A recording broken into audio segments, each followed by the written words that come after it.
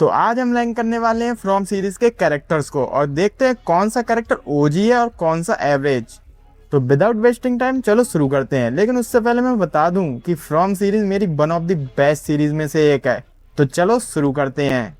तो यहाँ पर हम आ चुके हैं कंप्यूटर स्क्रीन पर और देखते हैं पहला कैरेक्टर कौन सा है। हमारा पहला कैरेक्टर है हमारा टैबिथा मैथ्यूज। शुरू में मैंने एक्सपेक्ट ही नहीं किया था कि ये कैरेक्टर आगे जाके इतना इम्पोर्टेंट हो सकता है। तो अगर कैरेक्टर वाइज देखा जाए तो मुझे कैरेक्टर ओके ओके लगता है, लेकिन फिर भी मैं इसको बेस्ट देना चाहूंगा क्योंकि इसकी इंपॉर्टेंस काफी बढ़ चुकी है फ्रॉम सीरीज को आगे बढ़ाने के लिए। तो मेरे ख्याल से मैं इसको बेस्ट में रखना चाहूंगा। नंबर 2 पर हमारा आता है भाई फातिमा का कैरेक्टर। फातिमा का कैरेक्टर मेरे ख्याल से भाई मतलब क्यों था यार, लेकिन फिर भी कैरेक्टर वाइज देखा जाए तो ये ठीक था, लेकिन मैं इसे एवरेज में रखना चाहूँगा। I think I go with average. फिर आता है हमारा कैरेक्टर एलिस। एलिस का कैरेक्टर ओके ओके लगता है। आई थिंक ना ज़्यादा बेकार ना ज़्यादा अच्छा, मतलब डिसेंट कह लेंगे, तो इसको मैं ओके ओके में रख सकता हूँ। तो इसे मैं ओके ओके में रखूँगा।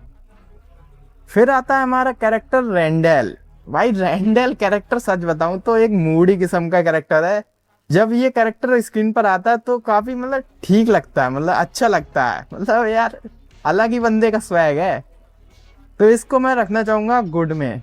फिर आता है हमारा जिम का कैरेक्टर। भाई जिम का कैरेक्टर काफी इंपॉर्टेंट होने वाला है फ्रॉम के आने वाले सीजन्स में। थिंक जिम का कैरेक्टर काफी इंपॉर्टेंट हो सकता है सीजन 4 के लिए। तो वैसे जिम का कैरेक्टर एक अच्छा कैरेक्टर है।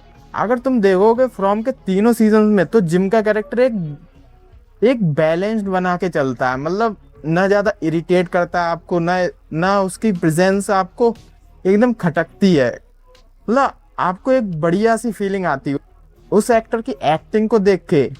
तो मेरे ख्याल से ये एक डिसेंट कैरेक्टर है, लेकिन मैं इसे बेस्ट में रखना चाहूंगा क्योंकि जिम का कैरेक्टर आने वाली सीजन के लिए बहुत इंपॉर्टेंट होने वाला है। तो I think I go with best. आता है हमारा ईथन कैरेक्टर। ईथन कैरेक्टर अगर देखा जाए तो फर्स्ट सेकंड और थर्ड सीजन में अभी तक बिल्डअप ही हो रहा है, मतलब उसकी ज्यादा प्रेजेंस भी नहीं दिखाई गई है। तो आई थिंक ईथन का कैरेक्टर इंपॉर्टेंट हो सकता है आने वाले सीजन में, लेकिन उतना नहीं मेरे ख्याल से, लेकिन क्या पता हो भी सकता है। तो आई थिंक ईथन का कैरेक्टर देखा जाए तो एक डिसेंट कैरेक्टर है, मतलब ना ज्यादा ओजी कैरेक्टर है ना ज्यादा बेस्ट, मतलब तीनों सीजन्स के हिसाब से तो मैं यही कहना चाहूंगा। लेकिन ईथन का कैरेक्टर आने वाले सीजन में काफी बढ़िया हो सकता है। तो I think I go with good. मैं इसको गुड में रखना चाहूंगा। फिर हमारा आता है सारा का कैरेक्टर। भाई सारा का कैरेक्टर देख के शुरू में तो बहुत गुस्सा आई थी भाई, यार क्या ही सारा का कैरेक्टर एक थोड़ा सा इरिटेट भी कर रहा था शुरू में और गुस्सा भी दिला रहा था, लेकिन जैसे जैसे कहानी आगे बढ़ी थी सारा के कैरेक्टर से हम कनेक्ट कर पा रहे थे। तो मेरे ख्याल से सारा का कैरेक्टर एक बेस्ट कैरेक्टर होना चाहिए क्योंकि आने वाले सीजन में इसकी भी इम्पोर्टेंस उतनी ही होगी जितनी जिम के कैरेक्टर की इम्पोर्टेंस होगी। तो मेरे ख्याल से सारा का कैरेक्टर मैं बेस्ट में डालना चाहूंगा। फिर आता है हमारा बॉयड कैरेक्टर, मतलब इस सीरीज का मेन हीरो। फ्रॉम के तीनों सीजन देखोगे तो ये एक कैरेक्टर पे फुल्ली फोकस नहीं है, तो मेरे ख्याल से इसे मेन कैरेक्टर बोलना गलत होगा क्योंकि अगर फ्रॉम सीरीज की बात की जाए तो वो सिर्फ एक कैरेक्टर को लेकर नहीं चलती, वो सारे कैरेक्टर्स को उतनी ही इंपॉर्टेंस देती है जितनी एक कैरेक्टर को। वर्ड एक ऐसा कैरेक्टर है जो सारे कैरेक्टर्स को लेके चलता है। तो मेरे हिसाब से ये ओजी कैरेक्टर तो नहीं है, लेकिन हाँ एक बेस्ट कैरेक्टर जरूर है, तो इसे मैं बेस्ट में रखना चाहूंगा। फिर आता है हमारा स्माइली कैरेक्टर। भाई स्माइली कैरेक्टर शुरू में देखा था तो काफी यार डेंजरस लगा था।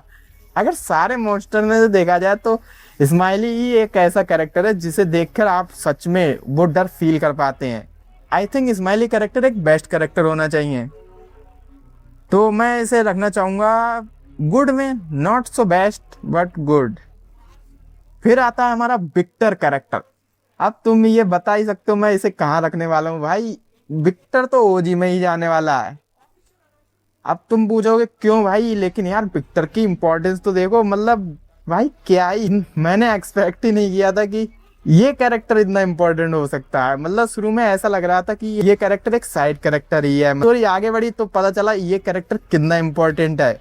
हालांकि ये कैरेक्टर सबसे पुराना है उस टाउन में, तो इसकी इंपॉर्टेंस खुद ब खुद बढ़ जाती है, तो इसे तो ओजी में ही रखना पड़ेगा। नेक्स्ट हमारा है जेड कैरेक्टर। देखो यार, जेड कैरेक्टर शुरू में आया था तो मेरे को यार इरिटेटिंग लगा था, सच बताऊं तो। मतलब यार ये कैरेक्टर एक खुद ब खुद कंफ्यूजन था, वो खुद ही नहीं सोच पा रहा था ये करना क्या है। लेकिन धीरे धीरे जब स्टोरी आगे बढ़ती है तो हमें पता चलता है कि हाँ, ये कैरेक्टर कितना इम्पोर्टेंट हो सकता है, आने वाले सीजन में कितना इम्पोर्टेंट होगा। तो आई थिंक जेड कैरेक्टर को मैं बेस्ट में ही रखना चाहूंगा। फिर आता है हमारा जूली का कैरेक्टर। भाई जूली का कैरेक्टर अगर देखा जाए तो तीनों सीजन में उतना इम्पैक्ट तो नहीं छोड़ पाया, लेकिन जूली का कैरेक्टर कितना इम्पोर्टेंट हो सकता है आने वाली सीजन के लिए, ये तुमने लास्ट एपिसोड में देख ही लिया होगा सीजन 3 के। जूली का कैरेक्टर मेरे ख्याल से तीनों सीजन में एक बिल्डअप था। सीजन 4 में अब इसकी इम्पोर्टेंस दिखाई जाएगी कि कितनी इम्पोर्टेंस होने वाली है।